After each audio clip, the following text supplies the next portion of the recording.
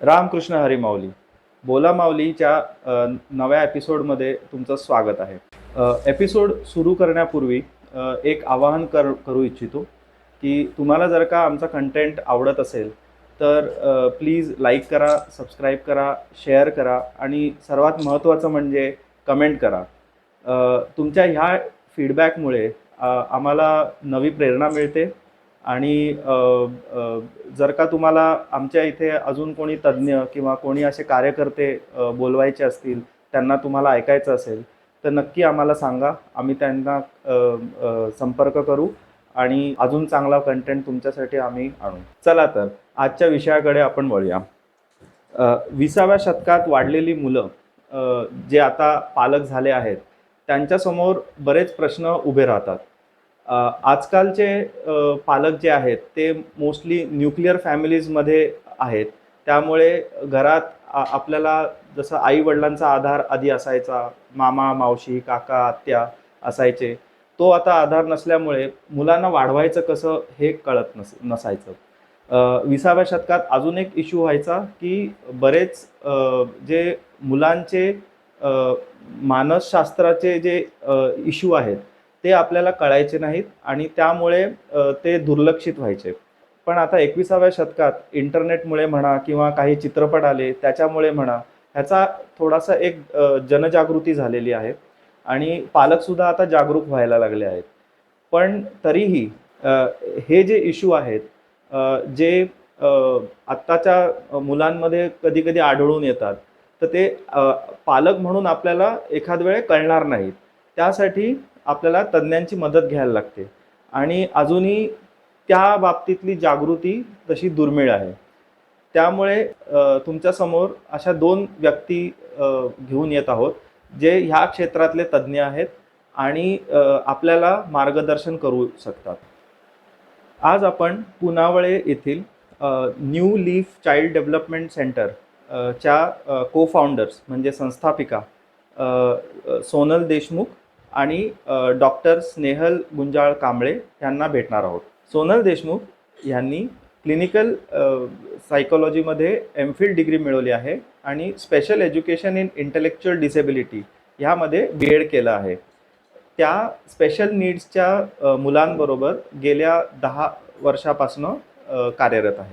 Doctor Snehal Gunjal Kamble यांनी occupational थेरपीमध्ये masters केलं आहे आणि न्यूरोलॉजिकल डिसऑर्डर्समध्ये सायन हॉस्पिटलमध्ये त्यांनी पदवी घेतली आहे. त्या पेडियाट्रिक म्हणजे लहान मुलांच्या क्षेत्रात 15 वर्षापासून कार्यरत आहे. तुम्हा दोघींचं बोला माऊलीमध्ये खूप खूप स्वागत आहे. नमस्कार.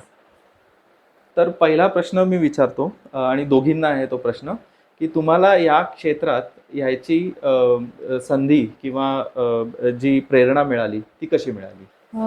बेसिकली जेव्हा आम्ही लहान होतो तेव्हा लहानपणापासूनच आजूबाजूच्या मुलांमध्ये खेळताना असं जाणवलं की काही मुलं थोडेसे डिलेड वाटले, म्हणजे जरा उशीर वाटला त्यांच्या बोलण्यात किंवा त्यांच्या वागण्यात जे आमच्या बरोबरीने होते. तर मला लहानपणापासूनच उत्सुकता होती की या मुलांबरोबर काही काम मला करता येईल का, किंवा यांना मी कसं मोटिवेट करू शकेल. तर पुढे जाऊन मी जरा सायकोलॉजी या सब्जेक्टचा अभ्यास करत गेली, तर तेव्हा मला ते रिलेट झालं की ह्या सब्जेक्टला हे रिलेट होऊ शकतं आणि मग मी ठरवलंच की ह्या क्षेत्रातच आपण काम करूया.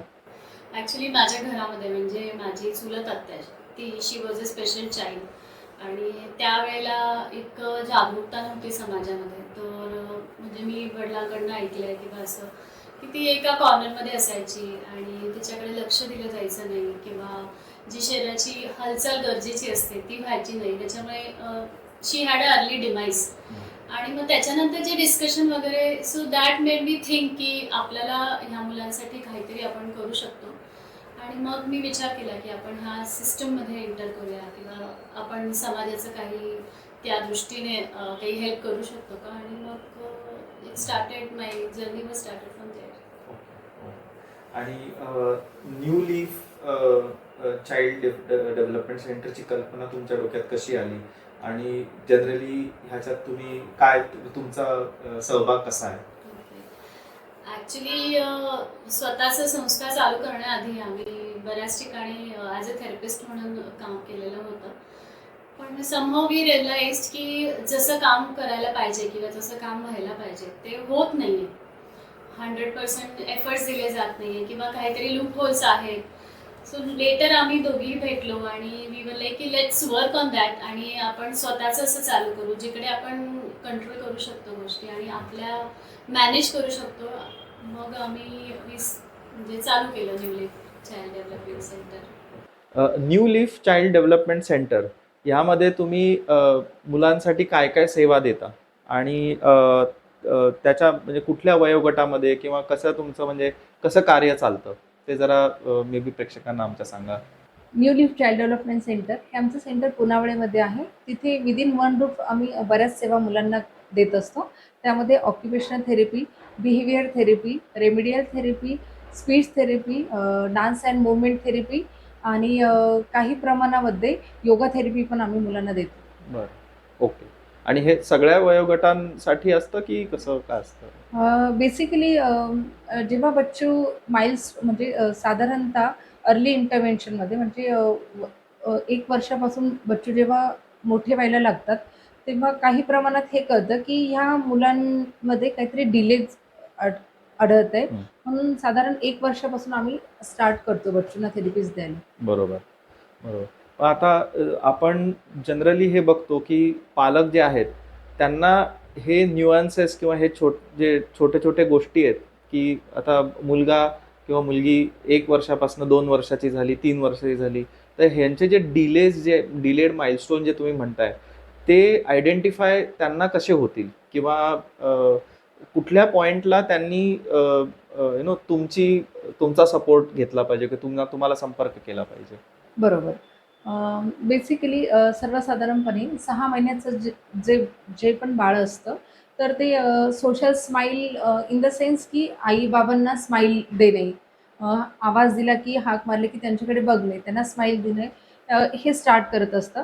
पण जेव्हा कुठेतरी असं कळतंय की हा बच्चू आपल्या आवाजाला प्रतिसाद देत नाहीये, म्हणजे तो वर्षाचा झालाय, 12 महिन्याचा झालाय किंवा अजून पुढे गेलाय, हं. पण आवाजाला तो प्रतिसाद देत नाहीये किंवा एखाद्या वेळेला बच्चू फक्त ऑब्जेक्ट्सकडेच बघतोय. म्हणजे फिरणारा फॅन, जो आपण जी खेळणी बोलतो फिरणारी त्याकडेच बघतोय. पण आई-बाबांकडे बघत नाहीये किंवा नातेवाईकांकडे बघत नाहीये. किंवा जे रिफ्लेक्शन्स असतात की हँडशेक म्हणजे हँड वेव्ह करणे, हे जेव्हा करत नाहीये असं जेव्हा दिसतं, त्यावेळेला साधारण ही म्हणजे थोडीशी एक स्टार्टिंग फेज म्हणूया आपण, हं. की त्यावेळेला थोडंसं समजलं पाहिजे की ह्या बच्चूमध्ये काहीतरी डिलेड इन द सेन्स काहीतरी वेगळेपण आहे. Okay, okay. आणि आता तुम्ही ज्या आता थेरपीजबद्दल जे सांगितलं म्हणजे 2-3 जी नावं घेतली, रेमेडियल थेरपी आहे, ही आहे. तर ती जरा तुम्ही थोडंसं एलॅबोरेट करून सांगाल का? की म्हणजे कुठल्या थेरपीमध्ये काय-काय कव्हर करता? सो मी बिहेवियर थेरपिस्ट आहे. अँड बिहेवियर थेरपी काउन्सिलर म्हणून मी ह्या मुलांबरोबर काम करते. तर आणि सेकंड मीन्स रेमेडियल थेरपी. तर बिहेवियर थेरपीमध्ये सर्वात जास्त बच्चूंना आज जो इश्यू येतो आहे तो आहे बिहेवियरचा. प्री स्कूलची जी मुलं असतात किंवा स्कूल गोईंग जी मुलं असतात, त्यांना स्कूलमध्ये प्रो सोशल जे बिहेवियर आहे मीन्स शेअरिंग करणे किंवा मुलांनी एकमेकांबरोबर गुड गुड वेने बिहेव करणे, किंवा कॉन्सन्ट्रेशन, ह्या गोष्टींवर आम्ही इकडे मी काम करते. आणि रेमेडियल थेरपीमध्ये बेसिकली ॲकॅडमिक्स जे डिले आहे बच्चूंचे म्हणजे लिखाण, वाचन, किंवा अंडरस्टँडिंग म्हणजे 2 लँग्वेज आहे एक्सप्रेसिव्ह आणि रिसेप्टिव्ह. तर यांच्यामध्ये डिले जिकडे बच्चूंना असतात तिकडे आम्ही सपोर्ट देतो आणि मदत करतो. आणि जेव्हा तुम्ही बिहेवियरल थेरपी म्हणता, अ, त्यामध्ये आता आपण बघतो की काही-काही मुलं जी असतात, ती खूप टँट्रम्स करतात. बरोबर. आदळआपट किंवा पाय आपटणं, किंवा फ्लोअरवरती झोपून आरडाओरडा करणं किंवा जोरात किंचाळणं. तर हे पण त्याच्यामध्ये कव्हर होतं की हे वेगळंच आहे? बेसिकली बघा, बिहेवियर म्हणजे काय? बिहेवियर म्हणजे वर्तन आणि वर्तन ही जी गोष्ट आहे, ही लर्निंगमधून होत असते, शिकण्यातून होत असते. Means behaviour is not permanent, हं. मीन्स परमनंट नसतात. ते कंटिन्यूअस चेंजेस जे असतात, ते असतात बिहेवियर. हं. तर प्रत्येक माइलस्टोनला बच्चूंचे वेगळे बिहेवियर असतात. तर हे जे आहे टँट्रम किंवा स्टबननेस, तर यासाठी प्रॉपरली आम्ही मॉडिफाय करतो बिहेवियर. बेसिकली यात एक कन्सेप्ट असते ABA थेरपी. मीन्स अँटी म्हणजे त्या बच्चूचं बिहेवियर होण्यापूर्वी काय घडतंय, then behaviour and then consequences, की बिहेवियरच्या इमिजिएट त्याला काय रिस्पॉन्स मिळतोय. बरोबर. मीन्स पॉझिटिव्ह मिळते, निगेटिव्ह मिळते, त्यावरूनच ते बिहेवियर पुढे वाढणार की कमी होणार हे डिपेंड असतं. तर ती थेरपीचा बेस आहे तो. सो ABAचा फुल फॉर्म काय आहे? Applied behaviour analysis. Applied behaviour analysis. Okay. आणि म्हणजे तुम्हाला असं म्हणायचं का की जर का आजच्या मुलांमधलं जे बिहेवियर आहे ते उद्या जाऊन त्यांच्या त्या कॅरेक्टरमध्ये ते बिल्डअप होऊ शकतं. बरोबर, बरोबर. Okay okay. येस. वेळीच त्याचं निदान नाही झालं तर तो जो पर्सनॅलिटी टाईप आहे, त्या टाईपमध्ये तो बच्चू जाऊ शकतो आणि ओव्हरऑल त्याचा ओरा तसाच होऊ शकतो. तुम्ही ह्याच्याबद्दल काही असे एखादं उदाहरण देऊ शकाल का की अशी बिहेवियर होती आणि मग त्याच्यामुळे असं झालं वगैरे? साधारणतः बघा, जेव्हा आई बाबा बच्चूंना मॉलमध्ये किंवा शॉपमध्ये घेऊन जातात, एखादी वस्तू घ्यायची असते आणि त्या वस्तूबरोबरच त्याला जर तिकडे त्याची आवडती टॉय दिसली किंवा चॉकलेट, साधं उदाहरण देते, चॉकलेट दिसलं आणि तो बोलला की मला ते चॉकलेट हवं आहे. पण त्याच्या लिस्टमध्ये बाहेर जाताना चॉकलेट नव्हतं, फक्त एक टॉय घ्यायची होती. बट तो जर बोलला की नाही मला चॉकलेटच हवं आहे, जर आई बाबांनी तिथे बोललं की नाही तुला आत्ता मिळणार नाही, तर माईट बी तो जो बच्चू आहे, जो ॲग्रेसिव्ह आहे, तर तो तिथे कोणतेही टँट्रम शो करू शकतो. बरोबर. इव्हन तो लाय डाऊनही होऊ शकतो, तो आदळआपट करू शकतो किंवा बरोबर. तिथल्या वस्तू फेकू शकतो. बट याचा कॉन्सिक्वेन्सेस मीन्स याचा परिणाम जर आई-बाबांनी त्याला चॉकलेट घेऊन दिला, तर ते बिहेवियर त्याचं इन्क्रीज होणार. नेक्स्ट टाईम पुन्हा त्या ठिकाणी गेल्यावर त्याला ते आठवणार, की मला ही वस्तू कधी मिळते. बरोबर. मग तो पुन्हा ते बिहेवियर रिपीट करणार. सो मीन्स अशा प्रकारे आई-बाबा किंवा नातेवाईक किंवा एल्डर्स काय रिस्पॉन्स देतात त्यावर बच्चूचं पुढचं बिहेवियर अवलंबून असतं. तर माझा एक प्रश्न असा आहे की तुमच्याकडे जी मुलं येतात किंवा पालक मुलांना घेऊन येतात, तर जनरली तुम्ही कुठल्या वयोगटापासून मुलांकडे थेरपी म्हणून स्टार्ट करू शकता आणि जनरली काय लक्षणं तुम्ही बघता किंवा काय तुम्ही चेक करता जेणेकरून तुम्ही मग ते हे करू शकता, डिटरमाइन करू शकता की त्यांना काय झालं? बरं. साधारण आमच्याकडे वय वर्ष 1 पासून मुलं येत आहेत आणि एखादा मुलगा आमच्याकडे जेव्हा येतो तेव्हा तो मोस्ट प्रोबेबली डॉक्टरने पाठवलेला असतो. कारण बरेच डॉक्टर आजकाल हा अवेअरनेस प्रोग्राम खूप करत आहेत की डिलेड इज नॉट डिसऑर्डर, म्हणजे मागे राहणं ही डिसऑर्डर नाही आहे, पण वेळीच जर त्याचं निदान केलं त्याला अर्ली इंटरव्हेन्शन म्हणतो आम्ही. म्हणजे लवकर उपचार किंवा निदान त्या बच्चूला केले जर गेले तर तो फुल मेनस्ट्रीममध्ये तो येऊ शकतो. आणि साधारणतः या बच्चूंचे लक्षण असे असतात की ते स्वतःभोवती गोल गोल गिरक्या मारतात किंवा एक्सप्रेसिव्ह लँग्वेज नाही, म्हणजे बोलता येत नाही, त्यामुळे सतत रडत राहणं किंवा एकसारखं एखाद्या फिरणाऱ्या मुवमेंट ज्या होतात त्या वस्तूकडे बघत राहणं. आता यात पण टाईप्स आहे ॲक्च्युली. मीन्स बच्चूला काय डायग्नोज झाले यात दिस इज अ स्पेक्ट्रम. मीन्स आपली अम्ब्रेला असते ना, तर अम्ब्रेलाचे जसे वेगवेगळे पार्ट असतात तसं आपण कोणताही एक पार्ट म्हणजे हेच त्याचे म्हणजे त्याला पूर्णपणे तेच झाले असं बोलू शकत नाही. तर मिक्स पण असू शकतात, सिंगलही असू शकतात किंवा मीन्स मल्टिपलही असू शकतात याची लक्षणं. तर सगळ्यात आधी स्पीच डिले असतो. या मुलांना बोलण्यामध्ये विलंब होतो. सर्वसाधारणपणे आपले जे न्यूरोटिपिकल बच्चू बोलूया ते ज्या वयात बोलायला लागतात, बॅबलिंग करायला लागतात, तर ह्या मुलांना ते त्या वयात करता येत नाही. त्यानंतर स्वमग्न असणं. स्वमग्न मीन्स या मुलांना सोशल होता येत नाही किंवा इंटरॅक्शन इतरांशी करता येत नाही, तर ते स्वतःमध्येच गुंतलेले असतात आणि स्वतःशीच खेळायला त्यांना फार आवडतं. या विरोधात जर कुणी घरी आलं किंवा एखादा मुलगा आला तर ते आतल्या रूममध्ये जाऊन स्वतःच खेळणार, पण त्याच्याशी इंटरॅक्शन करणार नाही. तर साधारणतः टेंटेटिव्हली हे सरफेस एरियामधले लक्षण आपण म्हणूया. आणि जी मुलं हायपर ॲक्टिव्ह असतात त्या मुलांचं सगळ्यात पहिले डिकॉन्सन्ट्रेशन मीन्स ते एका ठिकाणी बसू शकत नाही किंवा एकाग्रता त्यांच्याकडे कमी असते, हे त्यांचं लक्षण आहे.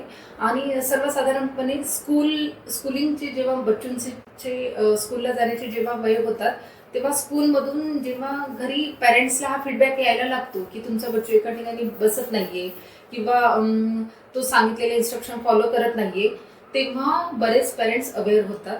पण इन्स्टेड ऑफ दॅट जर पालकांना ही लक्षणं थोडीफार दिसायला लागली आणि पालक लवकर आले तर लवकर उपचार होऊ शकतो. जसे आपण बोलतो की ओली माती लवकर वळते, त्याप्रमाणेच जर हे बच्चू थोडेसे लवकर आले मीन्स वयवर्ष 1 पासून एक 8-10 वर्षापर्यंत ब्रेन डेव्हलप होत असतो, तर लवकर त्यांचं मेनस्ट्रीममध्ये ते येऊ शकतात. 8-10 नको म्हणू, 7 ते 8. वयवर्ष मीन्स ही मुलं जितक्या लवकर आलेत तेवढ्या लवकर त्यांच्यावर उपचार होऊ शकतो. जे आपण बोलतो अर्ली इंटरव्हेन्शन, तर त्याचं टेंटेटिव्हली वय 7 ते 8 वर्षापर्यंत बच्चू जर आलेत तर तेवढ्या लवकर त्यांना उपचार मिळून ते मेनस्ट्रीममध्ये येऊ शकतात किंवा इंडिपेंडंट होऊ शकतात. ओके. आणि ही जी मुलं असतात ह्यांना आपण लाईक स्पेशल चाइल्ड किंवा स्पेशल स्कूलमध्येच टाकायला लागतं का ते नॉर्मल स्कूल्सला जाऊ शकतं?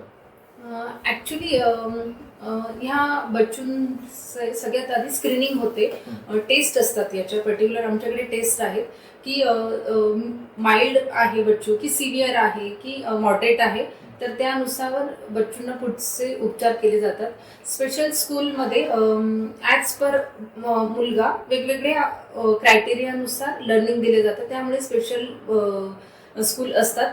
But as per government law आता इन्क्लुझिव्ह एज्युकेशन आलं आहे, म्हणजे सर्वांना सर्व शिक्षण मिळालं पाहिजे. त्यामुळे म्हणजे त्या मुलांना आपल्याला आपल्या सोसायटीचा पार्ट करून घ्यायचा आहे, म्हणून हे कंपल्सरी झालं आहे की ह्या मुलांना की तुमच्या स्कूलला ॲडमिशन दिले गेलं पाहिजे. सो आपण असं साधारण म्हणूया, एका क्लासमध्ये जर 30 बच्चू असेल तर 2 किंवा 3चा रेशो ह्या बच्चूंना ॲडमिशन तिथे दिले जाते. तुम्ही आता बोलताना हायपर ॲक्टिव्ह किड हे तुम्ही बोललात, तर हे ADHD जे आहे ते त्याच्यातच बसतं आणि ते काय असतं म्हणजे? बरं, actually ADHD means attention deficit and hyperactivity disorder. तर ह्या बच्चूंना ही जी लक्षणं आहे तर हे 2 स्पीड पण होऊ शकतात. AD मीन्स अटेन्शन डिफिसिएट, एखाद्या बच्चूला तसंही असू शकतं, किंवा HD means hyper active disorder, तर असेही असू शकतं किंवा मल्टिपलही असू शकतं. तर जी बच्चू ADHD हे दोघं सिम्पटम ज्या बच्चूंचे असतात त्या बच्चूंना एका जागेवर बसून कॉन्सन्ट्रेशन लिहायला त्रास होतो, किंवा जे बोर्डवर मॅमने लिहून दिलं असतं ते लिहिण्यासाठी पण त्यांना त्रास होतो. आणि हे बच्चू इंटरेस्ट त्यांचा डेव्हलप होत नाही स्टडीमध्ये, म्हणून बाकीच्याही बच्चूंना ते थोडंसं प्रॉब्लेमॅटिक होऊ शकतो. ह्या मुलांना सिटिंग टॉलरन्स म्हणजे एका ठिकाणी बसण्याची क्षमता त्यांची खूपच लो असते. मग ॲक्च्युली आपल्या सेंटरमध्ये तिथूनच काम मुलांवर केलं जातं की काही मिनिटांपासून तर काही तासांपर्यंत सिटिंग टॉलरन्स मुलांचा वाढवला जातो. म्हणजे आधीच्या पिढीमध्ये जर का आमच्या पिढीमध्ये जर का बघितलं तर ADHD हे माहिती पण नव्हतं. बरोबर. आपल्याला आपले पालक 2 फटके मारायचे आणि गप्प बसवायचे. तर आता ह्याच्यामुळे ही जी जागरूकता आली आहे, तर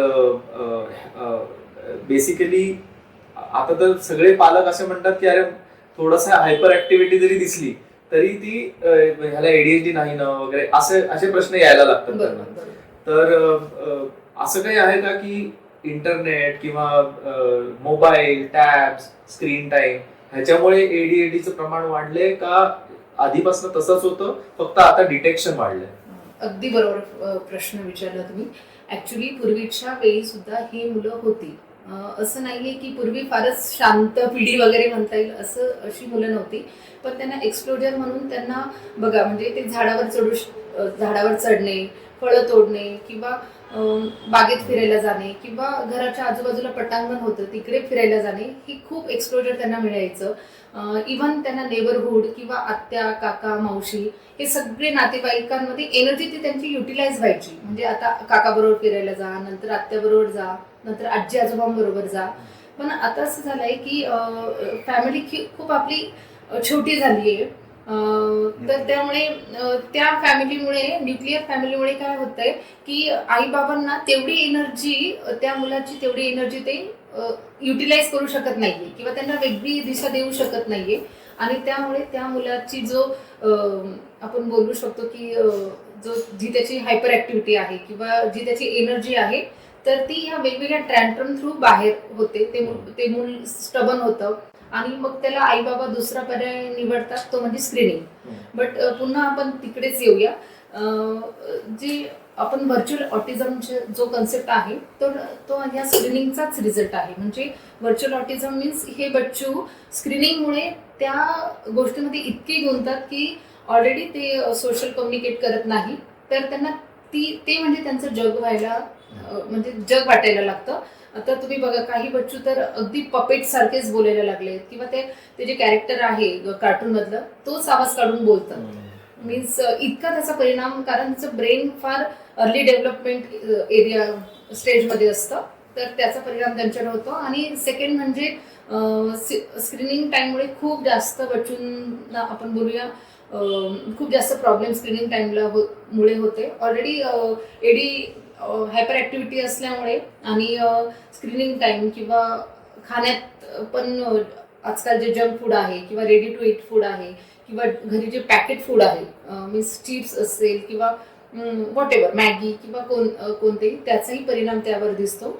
आणि स्वीट इंटेक ज्या बच्चूंचं जास्त आहे ते बच्चू आधीच खूप ओव्हर ॲक्टिव्ह आहेत, हायपर ॲक्टिव्ह आहेत आणि पुन्हा त्यात स्वीट ॲड ऑन झाल्यामुळे ती एनर्जी अजून जसं आपण बोलतो ना एक व्होल्कॅनो तो खूप जोरात ब्लास्ट होतो तसं मग ते जेव्हा फ्री असतात तेव्हा ते काय करतील किंवा जशी माकडं कसं उच्छाद मांडतात तर असंही होऊ शकतो. सो त्यावर वेळीच आपण इलाज केली पाहिजे.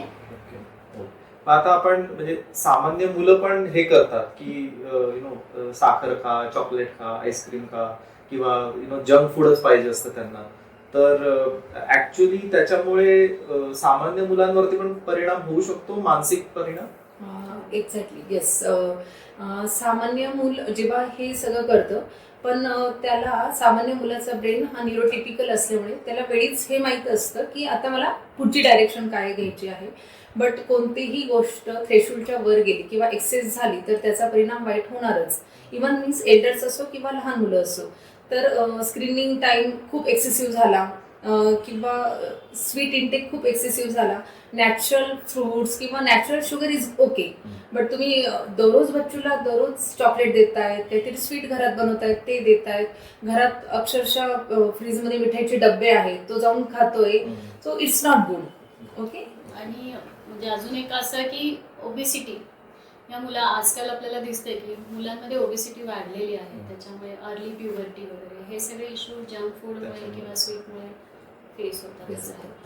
तुम्ही थेरपी स्टार्ट केल्यानंतर साधारण इफेक्ट यायला किती वेळ जाऊ शकतो आणि कसं ते तुम्हाला म्हणजे तुमचं काही असे ठोकताळे असतात का की जेणेकरून तुम्ही त्याची प्रोग्रेस ट्रॅक करताय की प्रोग्रेस होतोय नाही होतोय वगैरे. बरोबर. ॲक्च्युली थेरपी स्टार्ट केली की पहिल्या दिवशी आम्ही मुलाचं स्क्रीनिंग करतो. मीन्स असेसमेंट होते त्यात. तर त्यात मुलगा कुठे डिलेड आहे किंवा कुठे एक्सेसिव्ह आहे तो आपल्याला कमी करायचा आहे. तर त्याचं आम्ही समरी काढतो आणि त्या दिवसापासून साधारणतः 3 महिन्याचा तो पिरियड असतो. 3 महिन्यांनी पुन्हा रिअसेसमेंट होते. मग यातले कोणकोणते गोल्स आपले अचीव झाले आहे किंवा कोणते अजून करायचे आहेत. तर यानुसार मग त्याचे पुन्हा 3 महिन्याची त्याची IEP बनते. IEP means individual educational plan. तर प्रत्येक बच्चूचा प्लॅन हा वेगळा असतो. तर त्यानुसार मग त्यावर काम केलं जातं आणि साधारणतः इट्स डिपेंड्स मीन्स बच्चूची सिव्हिरिटी किती आहे किंवा एखादा मुलगा किती स्टबननेस काय होते.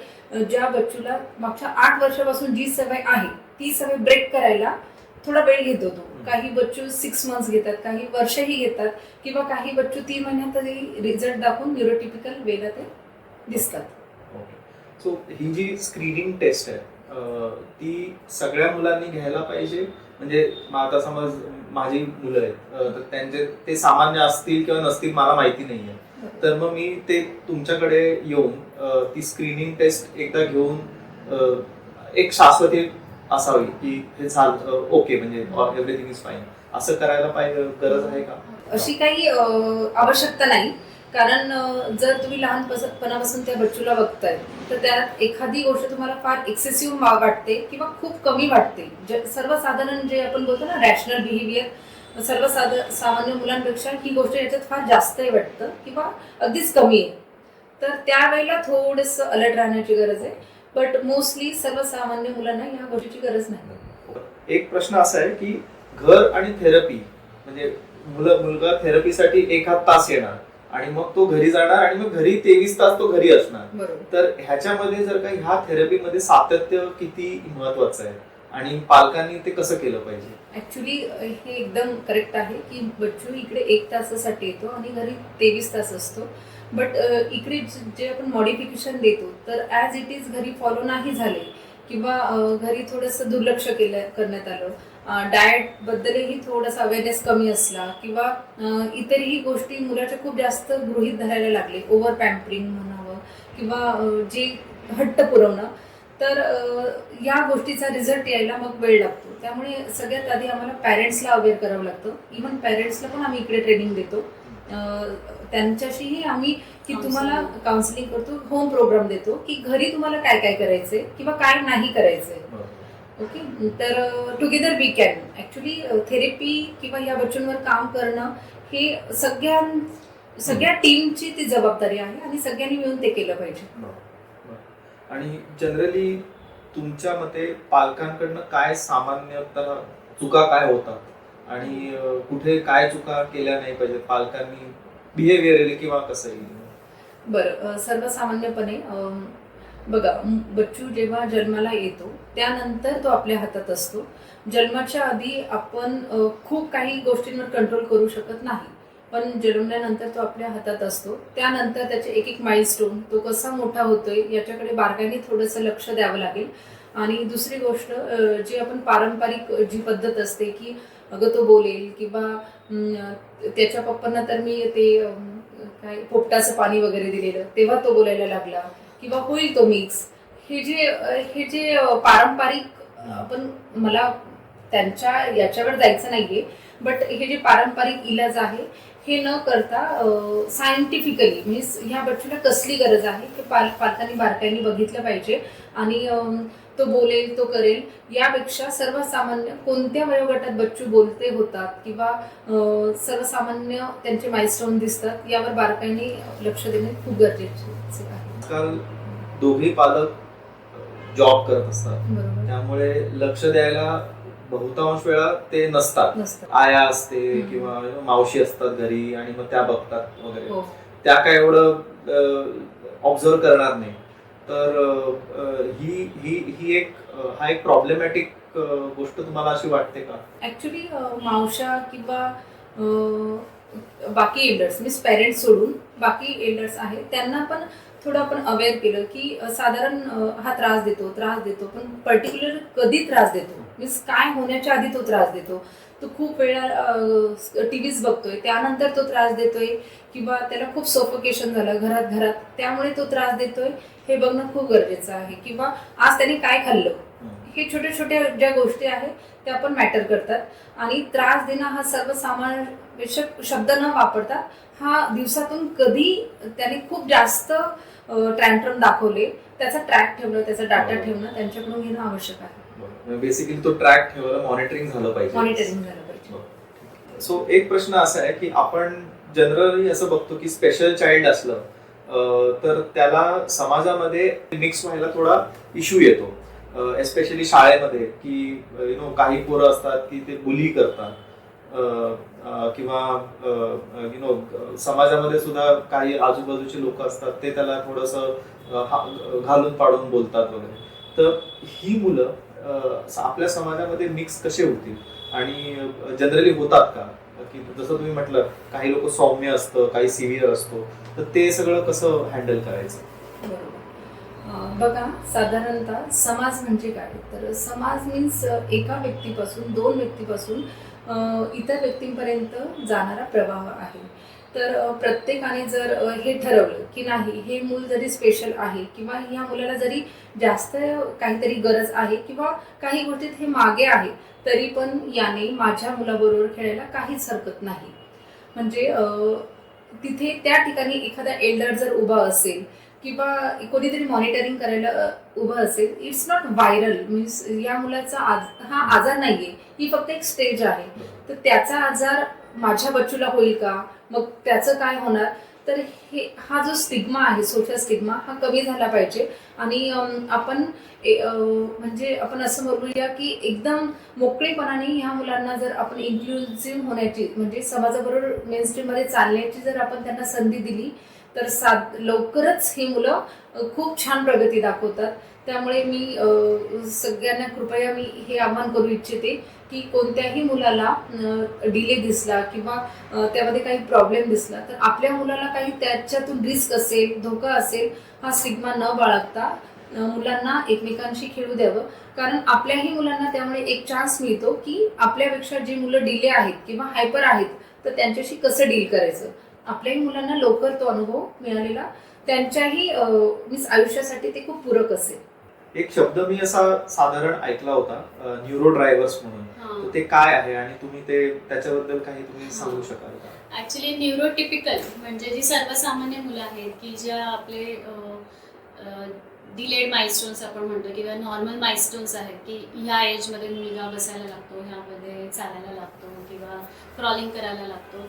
सर जी मुलं ह्या पॅटर्नमध्ये बसत नाहीत किंवा बोलणं आहे थोडं उशिरा होतं, जी मुलं ह्या पॅटर्नमध्ये बसत नाहीत तर त्या मुलांना आम्ही न्यूरो डायव्हर्स किड्स असं म्हणतो की दे आर नॉट न्यूरोटिपिकल. तर थोडे वेगळे आहेत ते इतरांपेक्षा. वाचनात आपल्या येतं की ऑक्युपेशनल थेरपी वगैरे, तर पण जनरली लोकांना हे माहिती नसते की ऑक्युपेशनल थेरपी एक्झॅक्टली काय असते. तुम्ही ते जरा एलॅबोरेट करून सांगाल? ऑक्युपेशनल थेरपी म्हणजे व्यवसायोपचार तज्ज्ञ. तर यामध्ये काय होतं की मुलाला किंवा कोणालाही म्हणजे इट्स अ डायव्हर्स थिंग, ॲडल्टवर पण काम करतात ऑक्युपेशनल थेरपिस्ट. मेन त्याचा मोटो असतो की त्या माणसांना किंवा त्या मुलांना इंडिपेंडेंट बनवायचं. How you will make them independent in ADL activities of daily लिव्हिंगमध्ये. सो मेन मोटो हा असतो.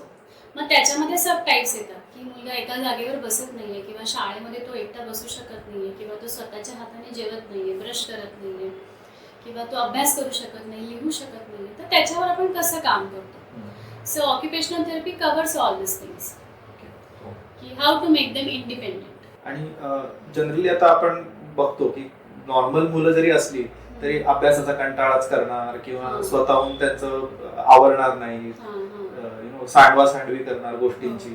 तर त्यांना पण आपण असं काही करू शकतो का? करू शकता, पण जर मुलाला खरंच काही इश्यू नसेल तर that could be pure behaviour. की म्हणजे घरी आजी आजोबा आहेत तर ते मुलगा साधारणतः 4-5 वर्षापर्यंत स्वतःच्या हाताने जेवत नाही, पण त्यांच्याकडे ती अबिलिटी असते. टिफिन मुलं शाळेमध्ये खातात स्वतःच्या हाताने, पण घरी जेवत नाही, आजी भरवते. तर दॅट कुड बी बिहेवियर. पण तुम्हाला खरंच असं की करू शकत नाहीये किंवा भाजीच खात नाही मुलगा, फक्त पोळीच खातो किंवा फक्त गोडच खातो, तर मग त्यावेळेला मला असं वाटतं कुठेतरी इंटरव्हेन्शन करायची गरज आहे. सो आता आपण म्हणजे काही चित्रपट बघितले, त्याच्यात काही असे शब्द आपल्या कानावर पडतात, लाईक डिस्लेक्सिया आहे किंवा ऑटिस्टिक किड आहे. तर ह्यावर मग तुम्ही लाईक काही सांगू शकाल की ह्या गोष्टी काय असतात आणि जनरली ऑटिझम डिटेक्शन कसं होतं? ह्या मे बी त्या गोष्टी जरा तुम्ही एलॅबोरेट. ऑटिझम म्हणजे इट्स ऑटिझम स्पेक्ट्रम, ASD म्हणतो आम्ही, ऑटिझम स्पेक्ट्रम डिसऑर्डर, की ते स्पेक्ट्रम आहे आणि out of 50 things may be only 10 things will be there in the kid और 3-4 things will be there. So और 30-40 things will be there for the kids. Sir हे ज्या सिम्पटम्स आहेत हे वेरिड असतात. मेनली त्यांचे सेन्सरी सिस्टम जे आहे ते थोडेफार कुठेतरी अफेक्टेड असतात.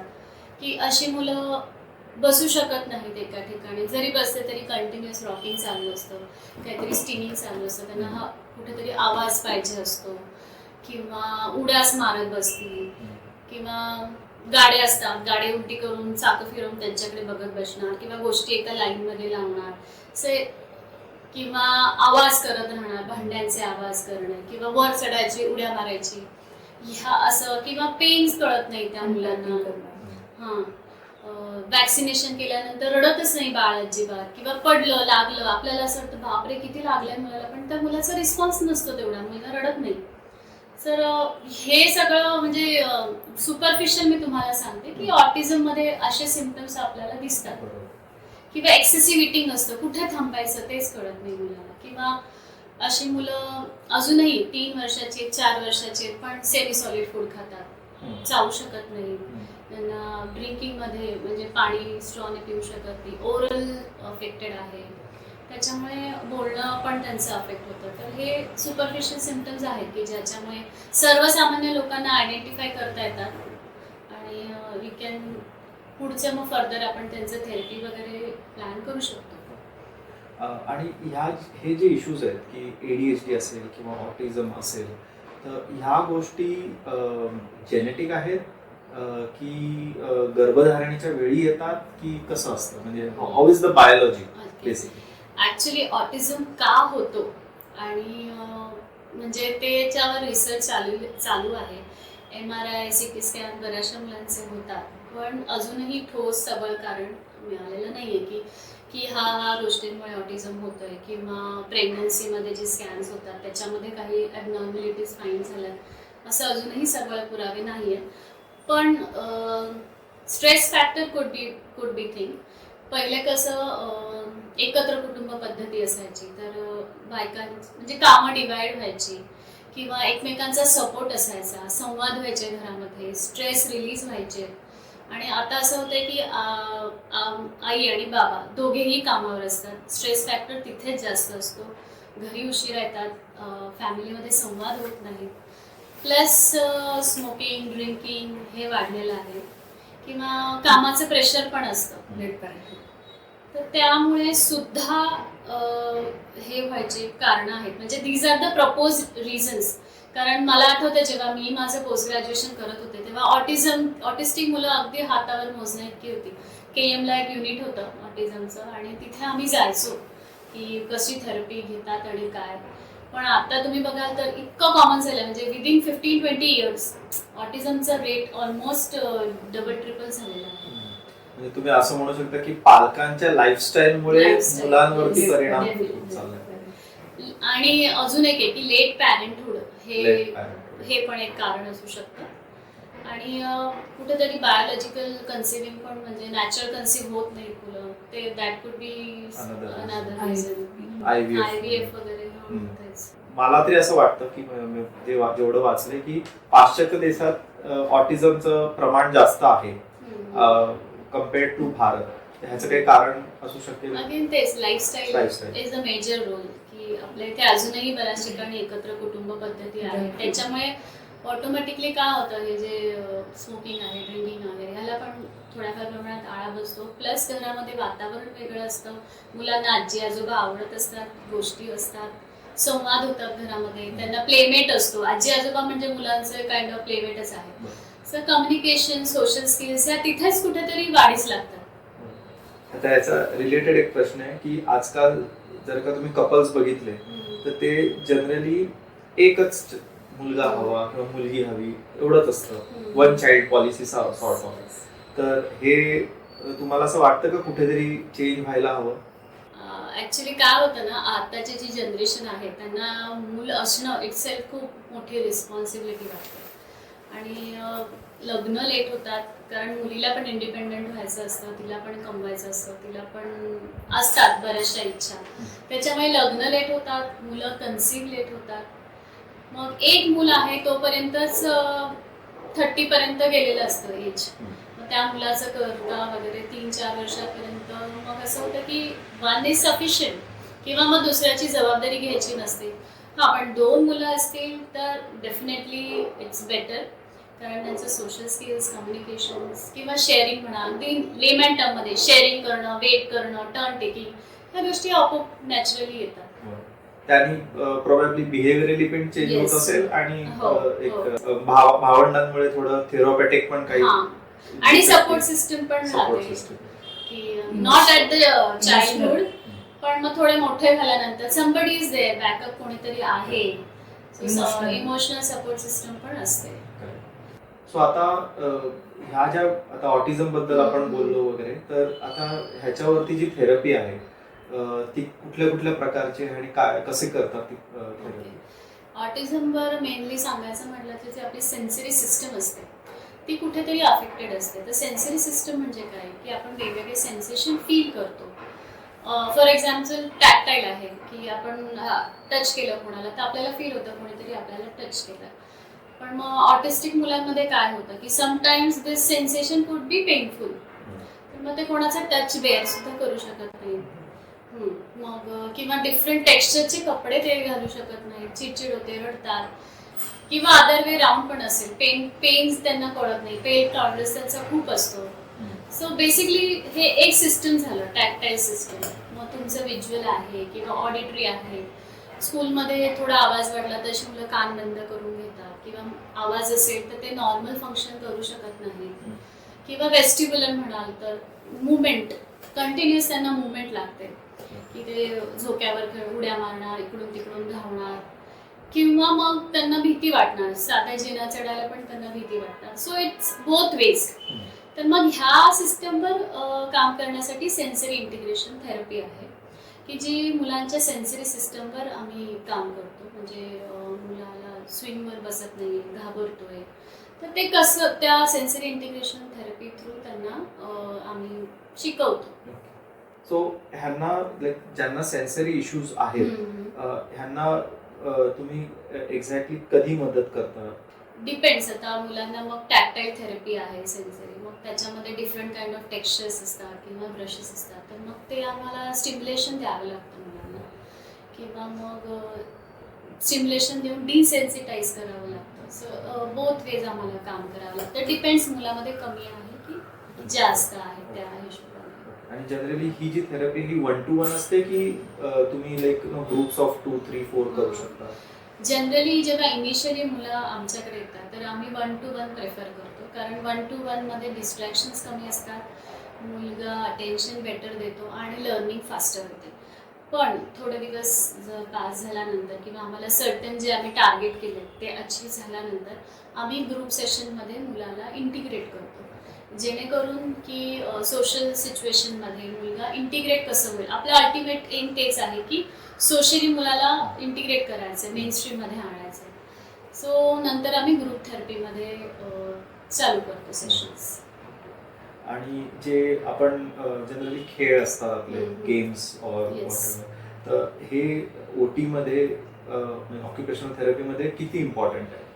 Actually plays very major role. म्हणजे तुम्ही जर थेरपी सेशन बघितलं तर तुम्हाला असं अरे काय चालू आहे, म्हणजे ह्या तर खेळतातच आहेत फक्त त्यांच्याशी. अशा पद्धतीचे सेशन्स होतात की मुलांना पण असं वाटतं की आपण फक्त खेळतोय, म्हणजे इथून उड्या मारायच्या, तर त्यांच्या दृष्टीने तो प्लेच आहे. बट आय नो की मी ह्याच्यामध्ये काय टार्गेट आहे, मोटर प्लॅनिंग आहे किंवा सिक्वेन्सिंग आहे किंवा मेमरी आहे की 1-2 स्टेप्स लक्षात ठेवायच्या आहेत किंवा आय हँड कॉर्डिनेशन आहे. So it's basically my this goals. पण तुम्हाला बघताना असं वाटेल की प्लेच आहे. सो प्लेज मेजर रोल आणि त्याच्यामुळे मुलं हॅपी असतात थेरपी करताना आणि त्याच्यामुळे ग्रास्पिंग जास्त होतं, रिझल्ट्स पटकन दिसतात. आणि जनरली हे खेळ म्हणजे आपण जे नॉर्मल खेळ असतात तसेच असतात की काही वेगळे स्पेशल खेळ असतात? वेगळे स्पेशल खेळ असतात. जसं ट्रॅम्पोलिनवर आहे किंवा स्विंगवर आहे किंवा हँगिंग आहे किंवा बॉलवर एक्सरसाइजेस आहेत, तर ते वेगळे खेळ असतात. हां. ह्यामध्ये अर्ली डिटेक्शन किती महत्वाचं आहे? आणि जनरली तुम्ही जर का तुम्हाला जर का डिटेक्ट झालं तर साधारण आयडियल वयोगट काय आहे की ज्याच्यात ते डिटेक्ट झालं तर परफेक्टली तुम्हाला सॉल्व्ह करता येईल? अर्ली डिटेक्शन फार महत्त्वाचं आहे. साधारण 18 महिन्यापर्यंत जर डिटेक्शन झालं आणि थेरपी घ्यायला स्टार्ट केली तर अराउंड 5 वर्षापर्यंत मुलं नॉर्मल मेनस्ट्रीममध्ये येऊ शकतात. सो ते खूपच महत्त्वाचं आहे आणि ते डिटेक्शन झाल्यानंतर थेरपी चालू करणं हे फार महत्त्वाचं आहे. म्हणजे आमच्याकडे अशी पण मुलं आहेत की जे 1 वर्ष आधी येऊन विचारून गेलेले आहेत, पण माझी सासू म्हणाली की नाही तू पण असाच होता, होईल असं. त्याच्यामध्ये 1 वर्ष गेलं आणि 1 वर्षानंतर पेरेंट आलेत, पण त्या मुलामध्ये तोपर्यंत सिम्पटम्स इतके जास्त वाढलेत की म्हणजे त्याच्यासाठी पण नुकसानच आहे. अर्ली डिटेक्शन खूपच महत्त्वाचं आहे. आणि जर का थोडं लेट झालं म्हणजे 5-6 वर्षाचं मूल झालं तरी पण थेरपी वर्क्स. हो हो. साधारण ब्रेन डेव्हलपमेंट म्हणजे आपण कॉग्निटिव्ह किंवा परसेप्शन स्किल्स म्हणतो ब्रेनचे जे आहेत ते साधारण 7 ते 8 वर्षापर्यंत डेव्हलपमेंट स्टेजमध्ये असतात. तर 4 ते 5 वर्षापर्यंतचं मूल जरी असेल तरी त्याच्यामध्ये डेव्हलपमेंट होते. पण रेट म्हणजे जो आहे की किती लवकर होईल काय तो थोडासा कुठेतरी अफेक्ट होतो. हां. वेराज 2 वर्षाचा मुलगा आला तर पटकन डेव्हलपमेंट होऊन जाते. तर एक कॉमन प्रश्न असा आहे की कुठल्याही मुलाला दोन्ही therapies like behavioural therapy plus occupational therapy त्याची गरज पडू शकते का? हो, कारण ह्या दोन्ही थेरपी एकमेकांना पूरक आहेत. म्हणजे मुलाला सिटिंग टॉलरन्स नाही आहे, आय कॉन्टॅक्ट नाही आहे, तर मग त्याच्यावर मी काम करते. पण ॲट द सेम टाइम मुलगा बसलाय पण जे पाहिजे ते बिहेवियर एक्सपेक्टेड नाही आहे, तर त्याच्यावर मॅम काम करतात. सो दोन्ही थेरपी एकमेकांना पूरक आहेत आणि जर दोन्ही चालू असतील तर ऑब्व्हियसली रिकव्हरीचा रेट जो आहे तो डेफिनेटली वाढणार आहे. सो एक प्रश्न असा आहे की जनरली आता तुमचं सेंटर जे आहे ते चाइल्ड डेव्हलपमेंट सेंटर आहे. तर साधारण ऑटिस्टिक मुलं किंवा ADHDची मुलं, बिहेवियरल थेरपी OT वाली मुलं, ते ह्यांचं साधारण एज लिमिट तुमच्या सेंटरसाठी काय आहे? आणि बियॉन्ड दॅट जर का मोठी मुलं आली 11-15 वर्षाची वगैरे तर त्यांना मग तुम्ही कसं हँडल करता? तर आमच्याकडे साधारणतः 16 महिन्याचं पण बाळ येतं, तर त्याची पण आम्ही थेरपी घेतो आणि ॲट द सेम टाइम 16 वर्षाचा मुलगा पण येतो, त्याची पण थेरपी चालू आहे. म्हणजे एज लिमिट अजून तरी आम्ही असं काही सेट केलेलं नाही आहे की आम्ही एवढा मोठा मुलगा आहे तर आम्ही घेऊ नाही शकत किंवा थेरपी देऊ शकत नाही. हां, लिमिटेशन आमच्यावर पण येतात. तर मग अशा वेळेला आम्ही किंवा एका सर्टन एज नंतर की त्याला शाळेतलं ABCD शिकवण्यापेक्षा वी फील की त्याला व्होकेशनल ट्रेनिंग जास्त गरजेचं आहे किंवा जास्त फायदेशीर होईल त्याच्यासाठी पण आणि पेरेंट्ससाठी पण, की पुढे जाऊन आपला मुलगा इंडिपेंडेंट फायनान्शियली होऊ शकतो किंवा कोणती तरी संस्था त्याला हे काम केलं तर हेल्प करू शकते. तर मग आम्ही त्यांना व्होकेशनल ट्रेनिंगसाठी रेफर करतो, स्किल डेव्हलपमेंटसाठी. ओके. सो एक प्रश्न असा आहे की पालकांना सर्वात जास्त जे टेन्शन असतं, स्पेशल मुलगा असेल किंवा स्पेशल चाइल्ड असेल तर त्यावेळेस त्यांना सर्वात मोठं टेन्शन हे असतं की त्यांच्यानंतर हा मुलगा समाजात कसा वावरेल किंवा त्यांच्यात तो मिक्स होईल की नाही होणार. तर हे साधारण कसं होऊ शकेल किंवा थेरपी झाल्यानंतर ते कसं होतं हे तुम्ही थोडी सांगू शकाल? तर समाज म्हटलं तर कोण आहे? तुम्ही आम्ही लोकच आहेत. आणि ह्या मुलांना समाजामध्ये इंटिग्रेट करण्यासाठी जेवढं त्यांच्या पालकांचा रोल आहे तेवढाच समाजाचा सुद्धा रोल आहे, की समाजाने सुद्धा ह्या मुलांना समजून घेणं तितकंच गरजेचं आहे. आता आपल्याला माहीतच आहे पुण्यामध्ये वेलन हॉटेल आहे जिकडे जो स्टाफ आहे तो पूर्ण स्टाफ हा स्पेशल आहे. म्हणजे किंवा कार्तिक म्हणून एक सिंगर आहे जो सारेगामापामध्ये सुद्धा होता, की ही हॅज ऑटिझम. तर मग पालकांचा रोल काय आहे की मुलामध्ये स्पेशल ॲबिलिटीज काय आहे तर त्याच्यावर तुम्ही कॉन्सन्ट्रेट करून त्याचं स्किल डेव्हलपमेंट करा, त्यांना इंडिपेंडेंट करा. आणि समाजाचा काय रोल आहे की ह्यांना इन्क्लूज करा, की तुम्हाला दिसतोय कोणी मुलं तर तुम्ही त्यांना संधी द्या, त्यांना इन्क्लूड करा. म्हणजे आपल्या मुलांना त्यांच्याबरोबर मिक्स होऊ दे, खेळू दे, जेणेकरून त्यांचं सर्वांगीण विकास जो आपण म्हणतो तो पॉसिबल आहे. बेसिकली समरसता आपली झाली पाहिजे त्याच्यामध्ये. ऑब्व्हियसली. आणि त्या दृष्टीने आम्ही पण खूप प्रयत्न करतो. म्हणजे अशा मुलांचे आम्ही नाईट कॅम्प ऑर्गनाईज करतो किंवा डे टूर पण असतात आमच्या, ट्रेकिंगला घेऊन जातो. आणि सर्व गट असतात त्यात, नॉर्मली मुलं असतात आणि स्पेशली मुलं असतात. इन्क्लुझिव्ह आहे ते, की जेणेकरून समाजाला सुद्धा जागरूकता येते की अशी मुलं असतात आणि आपल्याला काय करायला पाहिजे. किंवा आम्ही स्कूल्समध्ये जे प्री स्कूल आहेत तिकडे आमचे अवेअरनेस प्रोग्राम आम्ही हे करतो की अर्ली सायन्स काय आहेत, हाय रिस्क काय आहेत आणि मग तुम्ही ते ओळखा आणि you start working on it. आणि तुम्ही शाळांपासून काय अपेक्षा असेल ह्या बाबतीमध्ये, म्हणजे especially for this kids? Okay. शाळा खूप महत्त्वाचा रोल प्ले करते. म्हणजे बऱ्याचदा असं होतं की मुलगा जेव्हा शाळेत जायला लागतो त्यावेळेला पालकांना लक्षात येतं की आपला मुलगा, कारण हल्ली एकच चाइल्ड आहे, आपला मुलगा इतरांसारखा नाही आहे, कुठेतरी मागे आहे किंवा तो मिक्स होत नाहीये किंवा तो लाईनमध्ये उभा राहत नाहीये, सर्वांबरोबर बसत नाहीये.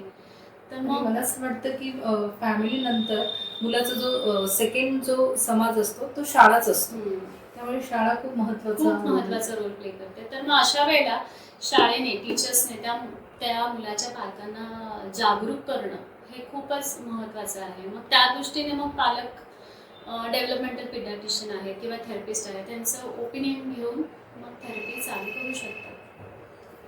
तर साधारण जर का आता आपण पर्सेंटेज बघितलं, स्टॅटिस्टिक्स बघितलं की आजच्या जगामध्ये 2026 मध्ये साधारण काय पर्सेंटेज मुलं ऑटिझम मध्ये डिटेक्ट होतात किंवा ADHD मध्ये डिटेक्ट होतात आणि कसं?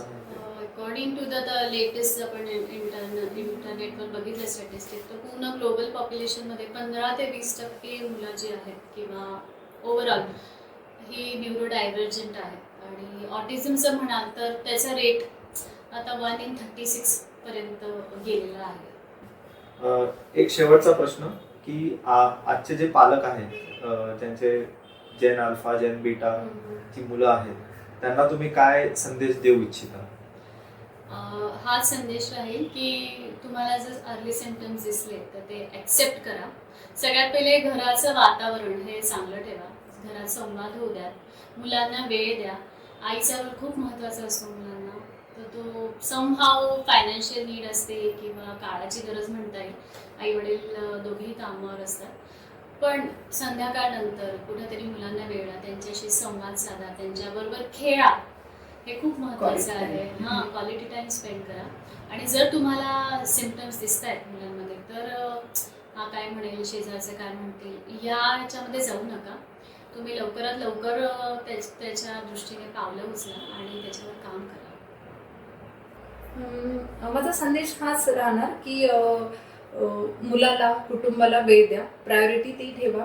येस, आपल्या दोघांनाही जॉब करावा लागतोय घरामध्ये, बट अल्टरनेटिव्ह ऑप्शन म्हणून किंवा आपलं मूल एक सेफ झोनमध्ये वाढलं पाहिजे यासाठी शक्य झाल्यास एल्डर्स ग्रँड पॅरेंट्स यांची मदत घ्या. आणि काही गोष्टींना जर आपल्याला थोडी माघार घ्यावी लागली, घरामध्ये बरेच क्लॅशेस होतात, बट आपला बच्चू जर त्यांच्या छत्रछायेखाली वाढत असेल तर तो खूप सेफ झोनमध्ये वाढतो. तर ते पण पालकांनी इन्क्लुजेशन केलं पाहिजे, मीन्स ते पण पालकांनी एक्सेप्ट केलं पाहिजे. आणि ग्रँड पॅरेंट्स किंवा जे एल्डर्स आहेत जे नियर बाय आहेत तर त्यांच्या सान्निध्यात राहून किंवा इव्हन केअरटेकरही तुम्हाला ठेवायचे असेल तर तिची पण आधी थोडी माहिती घ्या की तिचा सर्वसाधारण ती कुणाबरोबर काम केलेलं आहे का तिने, किंवा बेसिकली तिचं नेचर कसं आहे, बच्चूबरोबर काम केलं आहे का, आणि मग ह्या मुलांबरोबर त्यांनी वेळ दिलेला योग्य आहे. म्हणजे बेसिकली तुम्ही कुटुंब प्रबोधन, येस, सामाजिक समरसता ह्या दोन्ही गोष्टींचं साधारण महत्त्व सांगितलंय. बरोबर. सो आजच्या एपिसोडची आता आपण सांगता करूया. आता आपण बघितलं की स्पेशल चाइल्ड असेल तर त्याचे स्पेशल नीड्स आहेत आणि हे आपण समाजाने पण ओळखलं पाहिजे, पालकांनी पण ओळखलं पाहिजे आणि त्यावर आपण ॲक्शन घेतली पाहिजे. जेवढ्या लवकर आपल्याला ॲक्शन घेता येईल तेवढ्या लवकर. तर आज आपण बघितलं की स्नेहलताईंनी आणि सोनलताईंनी आपल्याला जे मार्गदर्शन केलंय, ज्या गोष्टी सांगितल्या आहेत त्यावर आपण त्याचं पालन करूया.